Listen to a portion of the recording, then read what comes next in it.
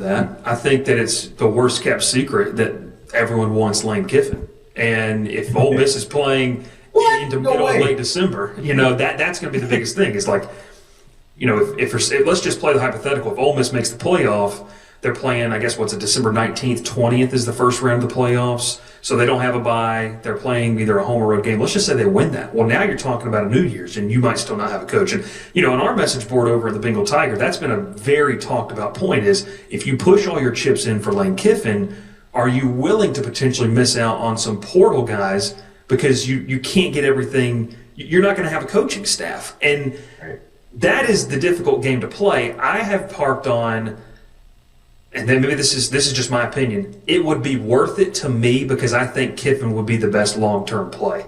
Now, would it maybe sacrifice some of the opportunity you have in 2026? Maybe so. But you're not making this hire just for 1 year. You're making this hire so you don't have to make another decision like this for a long time.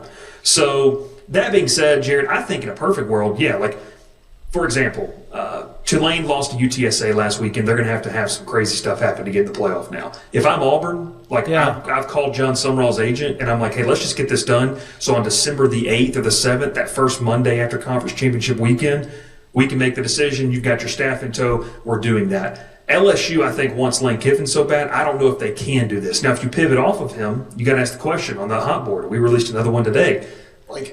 Who's not a playoff coach that you'd like to go get? My number one option, I really like Kenny Dillingham. And, if you went out to Arizona State and you don't think they're going to make the playoff, that's a guy you could bring in. But I just think they're going to exhaust all options to go get Kiffin. And so while they would like for it to be a short-term thing, this might go a little bit longer than they want.